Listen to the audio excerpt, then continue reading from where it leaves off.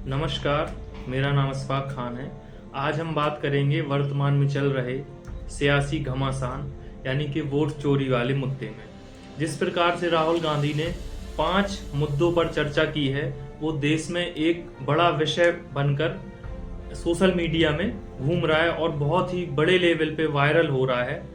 तो सबसे पहला जो मुद्दा है कि मतदाता सूची में हेर फेर का मुद्दा। मतलब जिस प्रकार से मतदाता सूची में एक व्यक्ति के 4 जगह नाम आ रहा है और एक व्यक्ति 4 जगह वोट कर रहा है। किसी घर से 60 65 लोगों के नाम आ रहे हैं, किसी घर से 85 लोगों के नाम आ रहे हैं।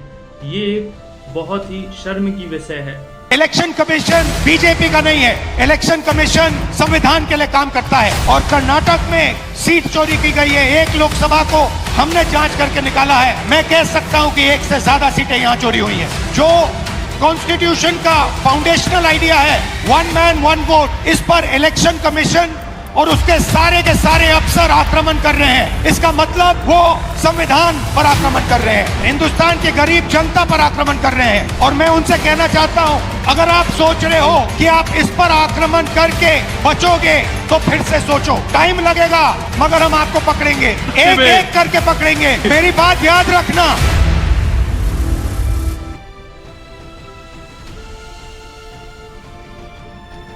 जिस प्रकार से देश में बहुत से लोग हैं जो खुल के सामने आ रहे हैं, उनका कहना है कि हमने वोट नहीं डाला है और उनका वोट ऑलरेडी डल गया है।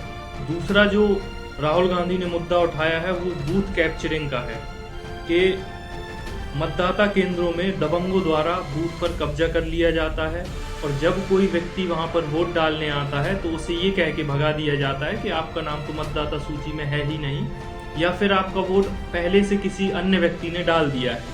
तीसरा जो मुद्दा उठाया है वो फर्जी वोटिंग का है कि एक ही व्यक्ति कई बार वोट डाले जा रहे हैं और पहचान की पर्याप्त जांच नहीं हो पा रही है।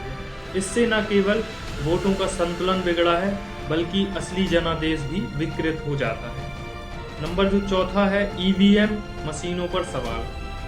ईवीएम मशीनों की पारदर्शिता पर गंभीर सवाल है और इसके सॉफ्टवेयर और डेटा की स्वतंत्र जांच जरूरी है। बिना जांच के जनता का भरोसा चुनावी प्रणाली से उठ सकता है और परिणामों की वैधता संदिग्ध हो सकती है। नंबर 5वां है, चुनाव आयोग की निष्क्रियता।